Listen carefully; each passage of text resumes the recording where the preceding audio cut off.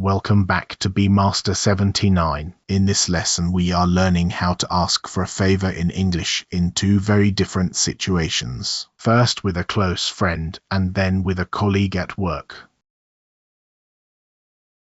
A quick note before we begin. Maya and Dan are invented characters and every dialogue and example sentence in this video was written for teaching purposes. These are not transcripts of real conversations. The language itself, though, is standard natural English used by fluent speakers in Britain and North America.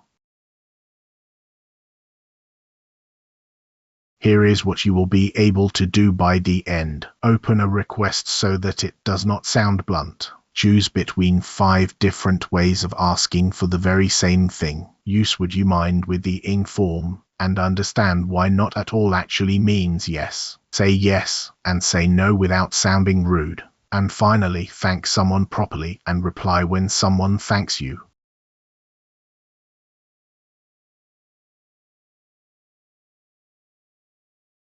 Part 1. Let us listen to Maya asking her flatmate Dan for a favor. This is relaxed, informal English. Listen carefully to the first 4 lines. Dan, are you busy on Saturday? Not really. Why, what's up? I was wondering if you could give me a hand moving some boxes. Yeah, of course. What time were you thinking?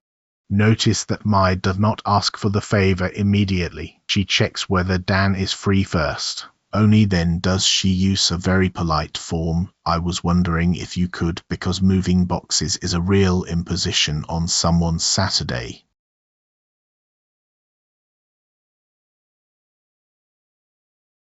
And here is how the conversation finishes.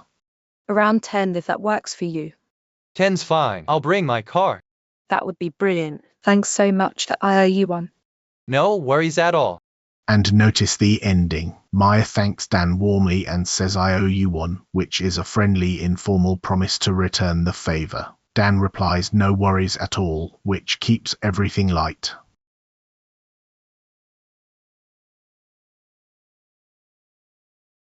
Part 2. Now let us slow down and look at the phrases that are doing the real work.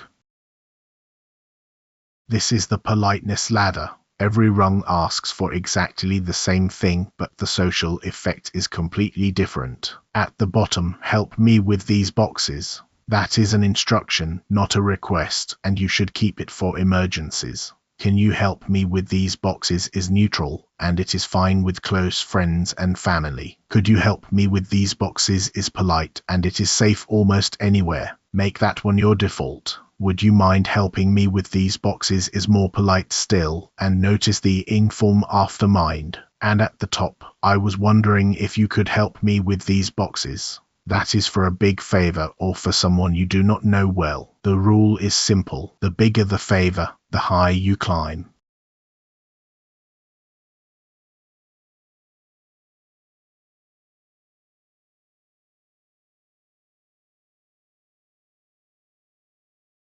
Fluent speakers very rarely ask cold. They soften first and ask second. Are you busy right now is casual and simply checks whether the person is available. Have you got a minute is neutral and works well at the office. Sorry to bother you, but apologizes in advance. Can I ask you a favor signals clearly that a favor is coming so the other person can prepare.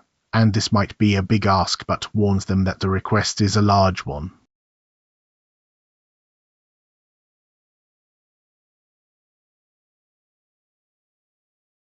Now the single most common mistake in this whole topic.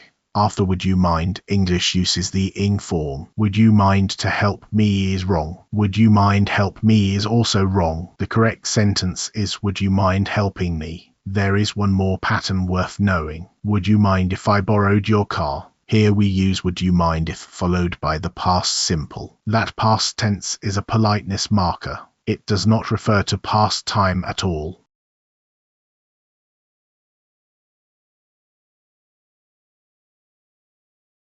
Here is something that confuses learners constantly. Would you mind ? Literally asks, is this a problem for you? So if you want to agree, you have to answer no. Would you mind waiting a moment? Not at all. That means no problem. Yes, I will wait. Of course not does exactly the same job. If you answer yes, it sounds like a refusal, and the other person will be confused. And if you genuinely need to refuse, skip yes completely. Just say, I am afraid I cannot right now.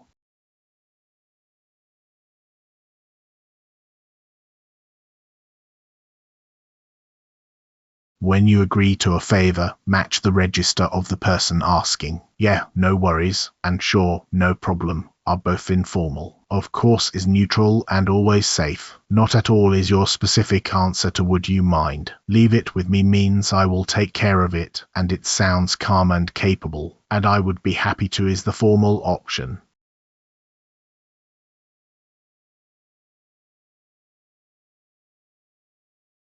Saying no is a skill. Do it in 3 moves. First, soften. I would love to, but. This shows you would help if you could. Second, refuse. I am afraid I cannot. I am a bit snowed under. Snowed under means extremely busy, and tied up means not free. Third, offer. I cannot do Saturday, but I am free on Sunday. That alternative is what keeps the relationship warm, and if you simply need time to decide, say, can I get back to you on that?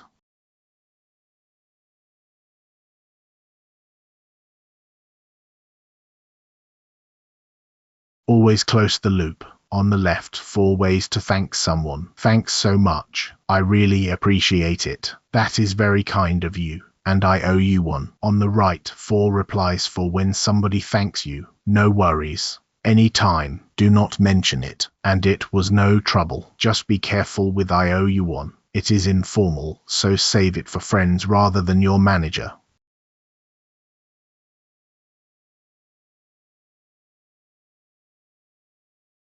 Part 3. Now the same favor, but at work.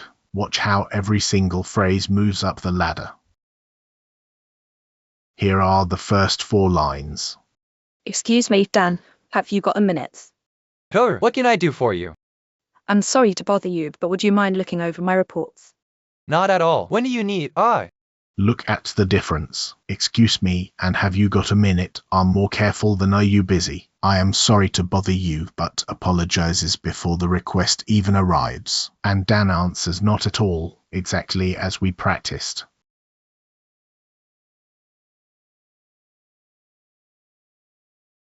And the rest of the conversation. There's no rush. Tomorrow morning would be perfect. Leave it with me. I'll get it back to you by 9. I really appreciate that. Thank you. Anytime. Maya closes with I really appreciate that, which is warmer and more formal than I owe you one. Dan replies anytime. Notice also that Maya says there is no rush. Giving the other person room is itself a form of politeness.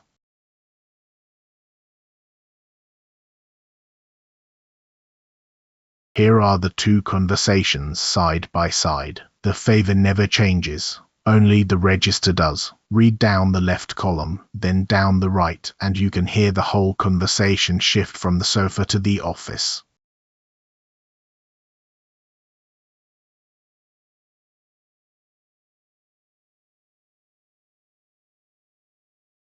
Now 5 mistakes to fix. Would you mind to open the window should be would you mind opening the window. I want you to help me is far too direct, so use could you help me please. Please you help me with this has the word order wrong. Say could you help me with this please. Answering would you mind with yes, of course, sends the opposite message, so say not at all. And could you do me a favor to check this should be could you do me a favor and check this.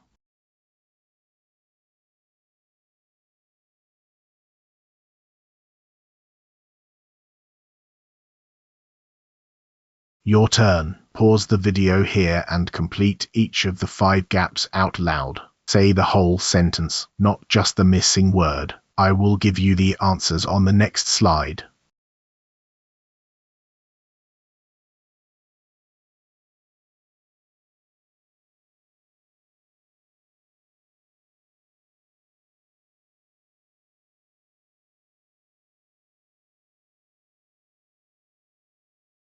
Here are the answers. Number 1, I was wondering if you could help me. Number 2, would you mind opening the window?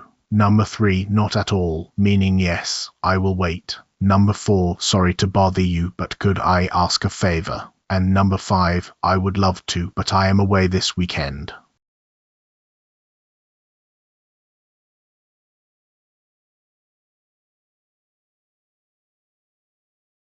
Let us recap. Soften first and check the person is free before you ask. Climb the ladder because a bigger favor needs a more polite form. Would you mind takes the ing form, and not at all means yes. Refuse in 3 moves. Soften, refuse, and offer an alternative. And always close the loop, thanking them and having a reply ready when you are thanked.